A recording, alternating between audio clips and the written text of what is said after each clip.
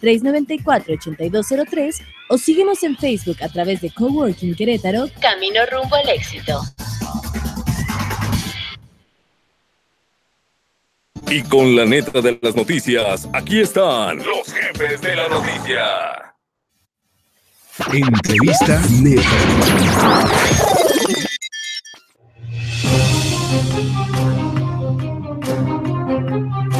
Son las 2 de la tarde con 6 minutos. Gracias además por seguir aquí con el estatal, con la neta de la información. Me da mucho gusto saludar en esta mesa de trabajo al diputado Mauricio Ortiz Proal. Mauricio, ¿cómo estás? Buenas tardes. Aurelio, un gusto saludarte a ti, saludar a todo el auditorio que nos sigue por redes sociales contigo. A través de La Qué Buena, la 107.1 de frecuencia modulada en todo el estado de Querétaro. Gracias, mi querido saludos Mauricio. a todos los seguidores de La Qué Buena. Gracias por estar con nosotros. Primero, y por partes y breve, te pediría que me hicieras un balance de estos 2 años de gobierno de Francisco Domínguez Serviento, eres coordinador parlamentario del PRI, y cuál es la opinión que puedes tener sobre este tema. A ver, me parece que en materia de infraestructura tendríamos que reconocer destacables, particularmente ampliaciones carreteras en una parte importante de la Sierra Gorda queretana, sí. Esfuerzos en materia de deporte que me parece a mí son muy significativos, particularmente este polideportivo que están por inaugurar en el Querétaro 2000, sí. Me parece que es un gran esfuerzo, un proyecto que conjuga una asociación público-privada y que debiéramos de buscar proyectar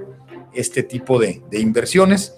Y bueno, particularmente habría que reconocer también el trabajo que se está llevando a cabo para arrancar ya el proceso de modernización en el sistema de transporte público colectivo, con estos 2 carriles confinados, particularmente sobre Constituyentes y Avenida de la Luz, y todo lo que implicarán, ¿no? Por otro lado, bueno, nosotros estamos yendo a la glosa del informe, Aurelio, pues para llamar la atención de la autoridad de una manera responsable y respetuosa en temas que me parece tenemos que hacer esfuerzos más exitosos. ¿Qué temas, Mauricio? La seguridad. La seguridad sigue siendo la principal preocupación de los queretanos. La percepción de muchos de ellos es que estamos perdiendo la batalla contra la seguridad. Y digo estamos, porque no es responsabilidad de una sola persona, es responsabilidad de todos, pero particularmente de aquellos que tenemos alguna asignación de carácter público, y me parece que tenemos que buscar medidas o fórmulas que nos permitan mantener la tranquilidad y la paz que nos ha caracterizado por muchos años y que es en buena medida la explicación de por qué somos un receptáculo, un centro de recepción de muchísima gente al interior del país. Y en el tema de la infraestructura pluvial, del atlas de riesgo, de las lluvias recientes, ver, mira, ¿qué habrá que decir, pues Mauricio? Me parece que la naturaleza nos da mensajes y enseñanzas importantes, Aurelio. Primero, que hay que hablarle a la gente con la verdad, que no se puede de un plumazo acabar con un riesgo latente que existe, y que es el hecho de que cuando se presenta una precipitación pluvial importante, lamentablemente tenemos que estar preparados para enfrentar ciertas afectaciones. Entonces, me parece que la enseñanza es muy clara. El día de hoy tenemos casi 4,000 viviendas afectadas, y en ese sentido efectivamente tenemos que revisar los atlas de riesgo, tenemos que revisar los protocolos de actuación de las autoridades para que la intervención sea prácticamente inmediata, y desde la legislatura vamos a proponer la creación de un fondo estatal para atender contingencias en materia de desastres naturales. Que fue una de las iniciativas que presentaste hoy, digamos. Es correcto. Ante los medios de comunicación. El día de hoy nos acompañó un cuate que tú conoces y que yo mando saludar, que yo respeto mucho por su inteligencia y su capacidad, que es Carlos Rentería. Sí, claro. Y él nos ayudó a construir esta propuesta para crear un fondo, una partida presupuestal que se alimente esencialmente con el 1% de las participaciones federales que tenga Estado y municipio a lo largo de todos los años.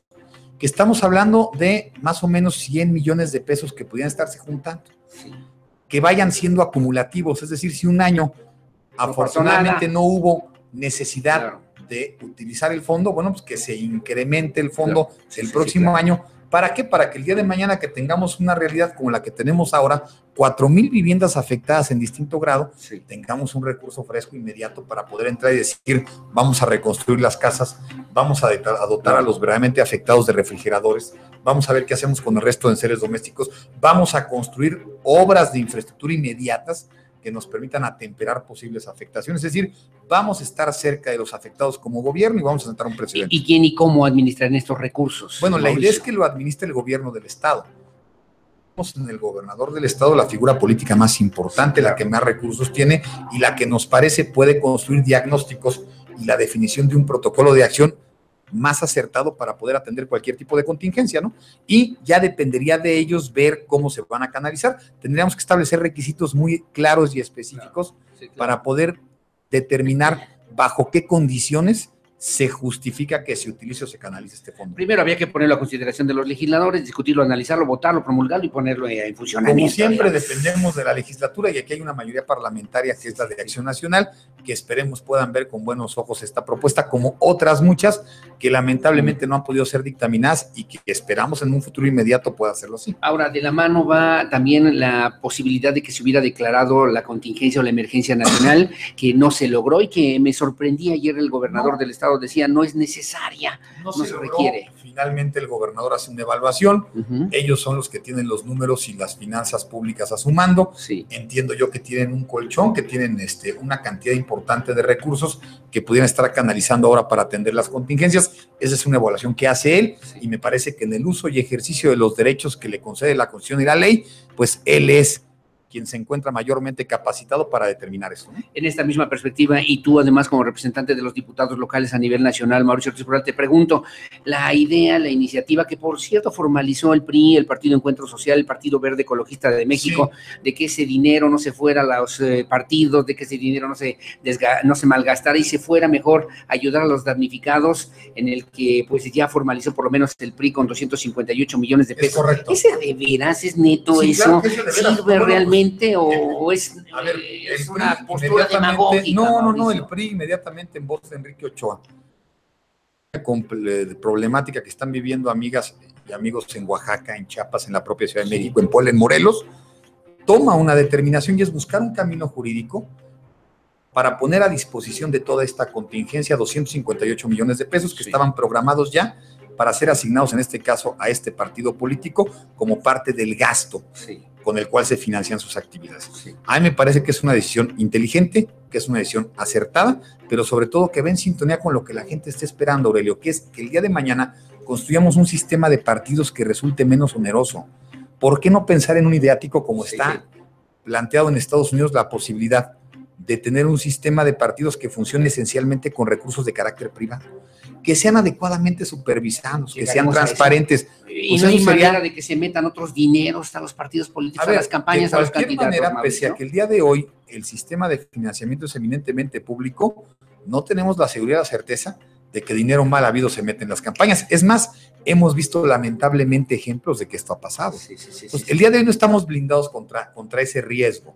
Entonces, me parece que debiéramos ir a un sistema de carácter eminentemente privado para que se liberen los recursos públicos, para que atiendan necesidades en materia de educación, de salud, de construcción de infraestructura, de combate a la pobreza, que realmente podamos responder a las expectativas de los mexicanos y sobre todo, Aurelio, que los partidos se acostumbren todos los días a trabajar cada vez con menos dinero. Ese es el reto. El trabajo político tiene que ser ideático, tiene que ser de debate, de confrontación de propuestas, de construcción de acuerdos. No podemos seguir monetarizando la política. Tenemos que ir a campañas en donde cada día sea menos la propaganda y la publicidad, que se utilicen espacios como estos tuyos, en donde a través de las redes sociales de manera absolutamente gratuita la gente puede estar informada en tiempo real de lo que están pensando diversos actores políticos. Ahora, ¿qué piensas desde la perspectiva también del PRI, que es el PRI se suma 258 millones de pesos, lo hizo el Verde, lo hizo el Partido Encuentro Social? ¿Qué pasa con los otros partidos, llámese el PAN, incluso Morena, que fue donde surgió esta iniciativa? Estamos esperando que se pase de los discursos grandilocuentes a los hechos, ¿no? Hay dirigentes de partidos que tienen una gran capacidad de oratoria, pero que lamentablemente no nos acaban de decir a la sociedad cómo van a ser solidarios y responsables y van a estar en sintonía con lo que le está pidiendo los ciudadanos a los partidos. Entonces yo espero una respuesta ya, pero que no se salgan por la tangente, que no nos hablen de que se requieren muchas cosas. A ver, viene la discusión del próximo presupuesto, ahí se tendrá que hacer muchos ajustes, pero que no busquen justificar en esa discusión la posibilidad de determinar el día de hoy la canalización de recursos importantes. El PRI renuncia a todo su financiamiento público del último trimestre del año y lo pone a disposición del Fideicomiso Fuerza México para que con transparencia, con honestidad y con prontitud se canalice para atender las necesidades de las personas que más nos requieren el día de hoy. Y pensaba en esa misma iniciativa, antes de que nos vayamos a la pausa, si tú me lo permites, Mauricio, este 1% del presupuesto se pudiera llevar a una propuesta a nivel nacional para que también se pudiera reunir una bolsa y que se pudiera distribuir a nivel nacional previo a los eventos. Sí, claro. Aurelio, ya existe un procedimiento a nivel nacional que contiene una ley federal que habla del protocolo que se tiene que seguir cuando alguna entidad federativa, un municipio, padece una situación anómala o compleja producto de la afectación de desastres naturales y cómo se puede acceder a ese recurso. Lo que queremos es replicar esto a nivel estatal, que Querétaro tenga su fondo propio, porque además, Aurelio, los expertos dicen que como ya le dimos en la torre, lamentablemente como seres humanos llevamos muchas décadas siendo irresponsables en el manejo y en el cuidado de los recursos naturales, es ampliamente previsible que en el futuro las precipitaciones pluviales sean cada vez más intensas y sean más periódicas. Entonces, bueno, si vamos a una realidad tan compleja, necesitamos contar con recursos, con dinero, para poder responder a las contingencias. Déjame hacer una pausa, no seas malito, claro, querido Mauricio Ortiz Proal, él es el coordinador parlamentario del PRI en el Congreso de Querétaro. A las 2 de la tarde con 15 minutos, una pausa, regreso. Noticiero El Estatal, con la neta de las noticias.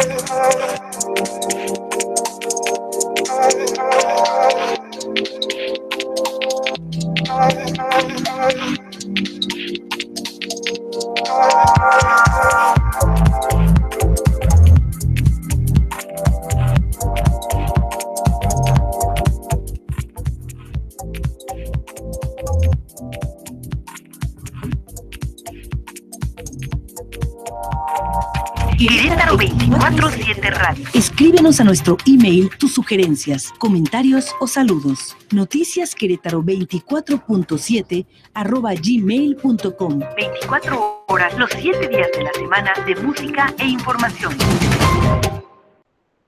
Con la neta de las noticias, aquí están los jefes de la noticia.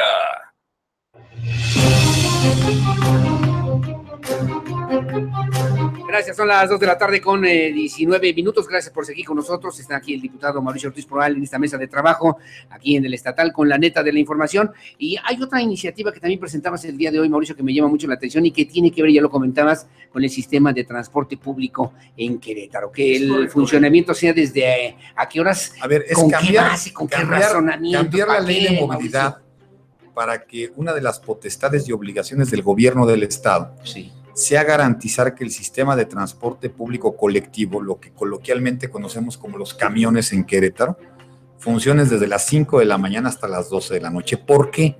Porque en todas las visitas y recorridos que estamos haciendo, nos encontramos un reclamo generalizado de mucha gente que termina sus actividades por la noche, ya sea que trabajan en una fábrica, en una industria, ya sea que terminan de estudiar, ya sea que dejan de hacer cualquier otra actividad. Y es increíble que en una de las ciudades, de los centros urbanos más importantes y grandes del país, no encuentren cómo trasladarse. O sea, la gente te dice, ¿cómo es posible yo, que soy un obrero de una fábrica, que me tenga que gastar el 50% de mi salario tan solo para pagar los taxis que me llevan de mi centro de trabajo a mi hogar? Claro.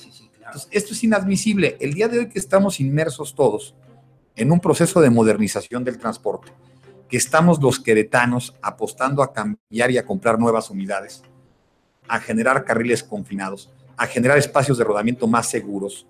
En fin, que se está haciendo una inversión importante en lo político y en lo económico, hay que decirlo como claro. Aprovechemos de una vez y obliguemos también a los concesionarios, a algunos de ellos, a que con una mínima frecuencia, entre las 9 y las 12 de la noche, se genere el servicio que se requiere, al menos en las rutas prioritarias. En estos dos, ahí está la facultad, ahí está la obligación expresa. Yo espero también que los compañeros del PAN nos apoyen para que esto se vuelva parte del marco jurídico a la brevedad y entonces el gobierno se ponga a chambear para garantizar que los camiones van a estar funcionando un poquito más temprano de lo normal, a las 5 y hasta las 12 de la noche. ¿Es facultad del Congreso lograr esa propuesta, hacerla viable, o del Instituto Queretano del Transporte? No, es facultad del Congreso determinar en qué espacio se genera la ley de movilidad, correcto, es decir, las directrices generales para ordenar el sistema de transporte. Es obligación del gobierno del Estado, si se genera este cambio, determinar las políticas públicas para que esto aterrice. Sí, claro. Ellos determinarán cuántos camiones, qué cambios tienen que hacer. Hay muchos conductores que dicen, y con razón, es que no circulamos esas horas por un problema de inseguridad. Bueno, busquemos adecuar las unidades, pongámosles cámaras de vigilancia, claro. Veamos la manera de construir algún tipo de confinamiento para el conductor, que vaya seguro, que tenga la posibilidad de contar con el apoyo de la policía en caso que lo requiera, pero que el servicio se preste. ¿Crees que así como está diseñado, planteado por lo menos, y que el pasado viernes el propio Luis Bernardo Nava presentó las estaciones o las paradas de los camiones, va a funcionar y va a resolver de fondo el tema de la movilidad en el transporte público de Querétaro? Es un paso importante, pero es uno de muchos pasos. Sí. No podríamos decirle a la gente que con estas 2 rutas confinadas ya resolvimos el tema. Sin embargo, habla y reconoce a una autoridad comprometida con el asunto, y eso yo lo quiero decir como lo ve, como lo pienso. Sí. Sin embargo, faltan muchas políticas que de manera complementaria debemos estar impulsando. Realmente otra condición en materia de movilidad. Entonces, hace falta un mayor horario, hace falta que las rutas se analicen con un sistema, con un sentido estratégico. Hace falta una mayor frecuencia en muchas rutas. Sí. Tú vas con la gente y te dicen, a veces me espero 40, 50 o 60 minutos en la diferencia entre que hay un camión y otro. Eso no puede pasar.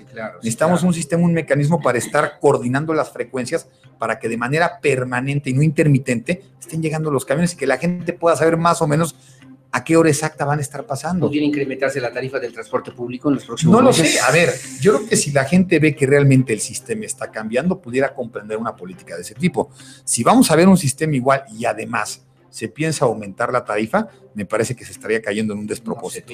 No estaríamos todos de acuerdo, claro. Hablando de presupuestos, de recursos, de dineros, hay un tema que tiene que ver con la Universidad Autónoma de Querétaro. Sí. ¿Qué hay que hacer? ¿Qué habrá que hacer? ¿Cómo lograr el que la universidad del gobierno del Estado pueda asignar un presupuesto fijo para nuestra máxima casa de estudios? Mira, yo no sé qué opinión tenga el grupo mayoritario del PAN. Primero decir que esta es una resolución del Congreso. Sí. También hay que llamarle a las cosas por su nombre. Sí. El asunto no depende del gobernador. El Congreso es el que tiene la facultad de procesar los presupuestos en los términos que considere pertinentes. Ahí hay una propuesta nuestra, ahí hay una propuesta de la gente del PRD, de la maestra Erlinda también, del diputado Héctor Magaña, en el sentido de decir, a ver, determinemos una parte fija mínima del presupuesto estatal total para canalizarlo a la universidad. Habemos muchos de nosotros que creemos que eso le daría un piso mínimo para que la universidad pueda desarrollar un proyecto de planeación financiera y económica que sea más exitosa. Seguro. Sí, porque el día de hoy, Aurelia, lo que es lamentable es que el día de hoy cerca de 6,000 o 7,000 chavos que cumplen con todos los requisitos para estudiar una carrera profesional en la Autónoma de Querétaro, no lo pueden hacer por falta de cupo. Eso es un crimen. La universidad es el proyecto social que promueve la movilidad más importante en el Estado. 42% de los chavos ahí pertenecen a familias que ganan menos de 2 salarios mínimos al mes, que sobreviven, que subsisten con 9,000, 10,000 pesos al mes. Toda la familia, ¿eh? Sí. Entonces los chavos ahí tienen la posibilidad de acceder a una educación de calidad, de prepararse y más a su esfuerzo el día de mañana salir con herramientas para ganar un lugar preponderante en el mercado laboral. Entonces tendrán que cabildearlo, tendrán que acordarlo, tendrán que resolverlo en el Congreso. Pues yo espero que no haya ningún tipo de criterio político que esté pichicateándole recursos a la universidad. Así como lo veo. Nosotros vamos a ir a defender un proyecto mucho más importante, vamos a ir a buscar generar la conciencia con el resto de los compañeros para que haya un recurso más importante a favor de la UAC y para que dejemos que la universidad crezca a la velocidad y con la profundidad que lo está haciendo el Estado de Querétaro. ¿Estamos a tiempo todavía de lograr esa modificación presupuestal? Yo creo que sí, bueno, por lo menos para el próximo año, ya prácticamente feneció, terminó, claro. Ya lo que está ahí, y la bolsa está determinada y no hay más, pero estamos en muy buen tiempo ahorita para tomar decisiones responsables de altura, para comprometer una parte más importante del presupuesto, para ver cómo construimos economías a escala, cómo reducimos el gasto corriente y eventualmente le damos a la universidad un respiro importante para que tenga recursos que le permitan crecer a la par del Estado. A ver, nos decía el rector Aurelio, y es importante entenderlo. Nosotros necesitamos campus en el semidesierto, en la Sierra Gorda, en el sur del Estado, porque queremos que la gente estudie ahí para que ahí se quede. Si dejamos que la gente siga emigrando de estos municipios a la capital, lo que pasa es que muchos de ellos al final se acaban quedando viviendo aquí. Entonces el conocimiento, la expertise, lo que le quiere aportar la universidad, queda trunco. Sí, claro. El muchacho, claro que recibe el conocimiento, pero se queda aquí a aportar entonces a la zona metropolitana. Lo que queremos es que estudien allá, para que puedan desarrollar proyectos productivos allá y para que puedan abonar en la construcción de mejores condiciones económicas en todos estos municipios. Para eso necesitamos más campus, y más campus requieren de más dinero, ¿no? Necesita más infraestructura. Inevitablemente más infraestructura y más maestros y mejores condiciones, en fin, y muchas necesidades que inevitablemente recaen finalmente en más recursos. Te debo preguntar en términos electorales. Ayer platicábamos con la vocal ejecutiva del INE aquí en Querétaro y me comentaba sobre la percepción que se tiene de las candidaturas independientes, que por cierto mañana los que aspiran a ser diputados federales tendrán que registrarse ante esta instancia electoral. ¿Cómo ves esta perspectiva de que realmente haya candidaturas, candidatos, propuestas independientes en las diferentes políticas? A mí me parece que es una oportunidad que abre la Constitución y la ley, que debemos de saludar todos con agrado, que obliga a que quienes participamos desde los partidos políticos busquemos estar más cerca de la gente, que hagamos más calle, que estemos en las colonias, que nos abramos a la sociedad, que como partidos busquemos fórmulas para atraer cada día más voluntades, y si hay mayor competitividad en el sistema, y creo que esta la logramos encauzar bien, por ende debiéramos de tener mejores funcionarios públicos, mejores representantes populares. Entonces, las candidaturas independientes llegaron para quedarse, son parte de una realidad política. No sé qué tanto éxito no vayan a tener en Querétaro.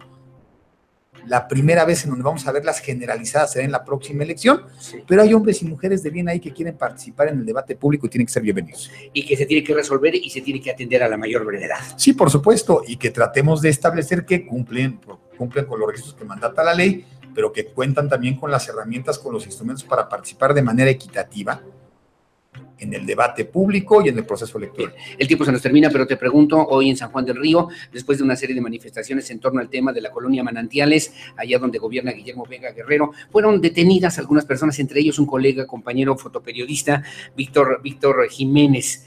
Fue liberado ya hace unos minutos, me están informando por parte de su esposa, pero hay una serie de situaciones un poquito incómodas porque son parte de una colonia que resultaron damnificados o afectados y pareciera que las autoridades no quieren escucharlo. A ver, de entrada me parece que es inadmisible que se detenga a alguien por manifestar un punto de vista. En el México de hoy, eso no lo puede entender nadie, eso jamás será justificable, y yo hago votos para que quienes vieron violentados sus derechos recurran a las instancias judiciales que existen para que se sienten precedentes y para que haya sanciones a los funcionarios públicos que actúan de esta manera. Entonces, de entrada, tolerancia total por parte del gobierno ante la inconformidad ciudadana, porque de otra manera estamos muy mal. Y máxime o más grave es cuando se está coartando la libertad de expresión de alguien que se dedica al periodismo, a ejercer la crítica, y la crítica es fundamental en cualquier estado democrático. Ayuda a que los políticos se ubiquen, a que entiendan que nadie es poseedor de la verdad absoluta, que los ciudadanos son exigentes. Habrá que dialogar, habrá que respetar, habrá que atender. Tiene ese compromiso. Me parece que el Ayuntamiento Plural de San Juan del Río tiene que tomar medidas ejemplares. Finalmente, Mauricio Ortiz, y además te agradezco, vimos esto este fin de semana en algunos medios de comunicación, una fotografía entre Fernando Ortiz Arana y José Ortiz Arana. Sí, es correcto, tuvieron la oportunidad de saludarse en torno al 50 aniversario de quienes concluyeron los estudios de Derecho hace ya algunos ayeres, donde mi papá estuvo en este caso con compañeros de su generación y donde mi tío José acudió pues para procurarles un mensaje muy sentido, muy emotivo, y la verdad es que me dio gusto que se pudieran encontrar. Hace tiempo yo que no tenía la oportunidad de platicar como lo hicieron ese fin de semana, y bueno, fue una gran plática, una gran charla, algo que yo reconozco y aprecio mucho y respeto en justa demás. Y además, que además da una lección de lo que obviamente puede significar los nuevos tiempos en la sí, política. Sí, por supuesto, finalmente, a ver, los diferendos políticos tienen que quedarse ahí, Aurelio. Sí. Y no pueden subsistir toda la vida. Y finalmente, qué bueno aquí que se hayan podido encontrar, que hayan podido platicar y ratificarse el enorme cariño y respeto que se tienen como hermanos que son. Ayer por la tarde circulaban camioneros a exceso de velocidad por el carril confinado a la altura del paradero de Ejército Republicano, y los trabajadores que se encontraban ahí limpiando vidrios tuvieron que vaciar una bolsa de clavos para que ya no pasaran por ahí, y que, bueno, son cosas que deberían atender las mismas autoridades, me dice. Bueno, estamos esperando a que lleguen ya los camiones, a que eventualmente se empiece a volver por parte de la autoridad una obligación respetar el confinamiento del carril para el transporte público. Yo espero que esto pase a la brevedad, estamos esperando los camiones, pero bueno, parece que ya van a llegar a finales de mes, y en ese momento ya se aprobó una ley de tránsito y tendrán que aprobarse reglamentos en los ayuntamientos que establezcan sanciones muy severas ante quien viole esta disposición, Aurelio. A mí me parece fundamental darle prioridad al transporte público. Así es. Mauricio Ortiz Pronal, como siempre, muchas gracias. Gracias a ti, Aurelio, gracias a la gente que nos presta con su atención. Estamos a la orden. Que tengas buenas tardes. Es Mauricio Ortiz Pronal, coordinador parlamentario del PRI en el Congreso del Estado. Una pausa, regresamos enseguida. Ahí está la fotografía. Noticiero El Estatal, con la neta de las noticias.